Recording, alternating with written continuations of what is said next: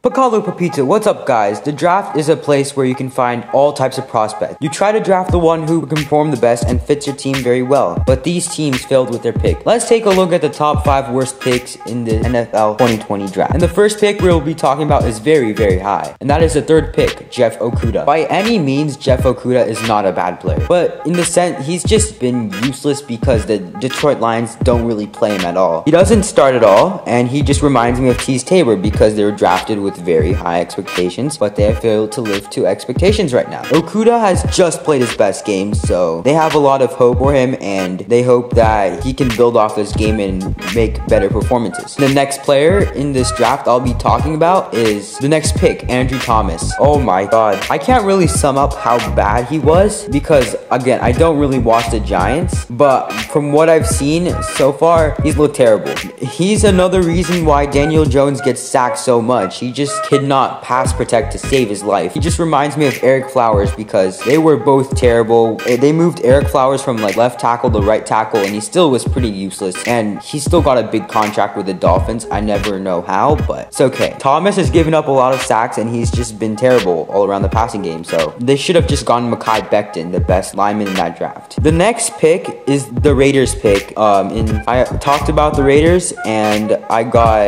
absolutely manhandled by them because they absolutely destroyed my video in a span of 10 minutes. Just doesn't look good. But Damon Arnett was just a bad pick in general. I have a lot of issues with this pick. To start off, he's already 24 years old. I mean, he's near his peak. It's just almost as bad as drafting Brandon Weeden in 2012. That was terrible because Weeden was already 28. But Damon Arnett is already close to being a finished product, so he doesn't really have a lot of time to improve. He is injury prone, and he's already missed 4 games, and he got injured very early on against the Falcons, and he just hasn't looked good when he's on the field, and he's not the answer to the Raiders' secondary problem for a long time. The number 4 is Jordan Love. I don't have much to say on Jordan Love because he hasn't played, but I feel like this is going to be a project, and they know that, and they're playing the same thing with him and Rodgers, and Favre knows all about this, but for me, I don't know. I just don't see Jordan Love panning out the same way Aaron Rodgers did. I don't know. I just don't see it, and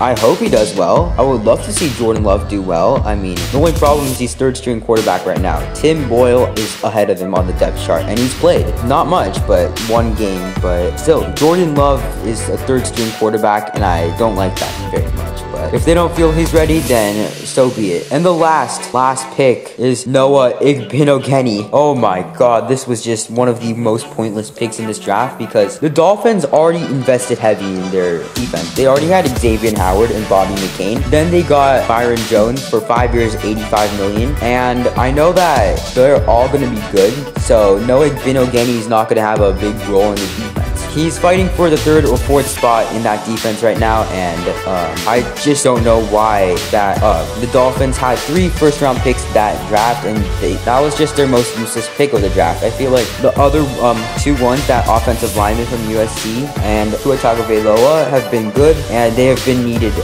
things, but I feel like maybe Clyde Edwards-Helaire should have been the pick just to ease the pressure off the passing game, because Myles Gaskins and Clyde Edwards-Helaire would be fun to watch, along with Devontae Parker and Tua, so I'm just feeling that would have been the right pick. And a special mention goes out to Jalen Reagor. Jalen Reagor has missed so much games due to injury, and he was drafted 1 pick before the Vikings drafted Justin Jefferson. I know the Eagles came in with a vision in that draft. They really wanted to get fast players because they had really slow receivers, but isn't that why you got Marquise Goodwin to speeden it up? I'm telling you, Justin Jefferson would have been the right partner to Travis Fulgham in the offense, and he would have taken a lot of pressure off of Zach Ertz. Zach Ertz has had so much pressure because he's the only one that actually can put up monster numbers, because Alshon Jeffrey is basically washed up at this point. He's injury riddled, and he just doesn't put up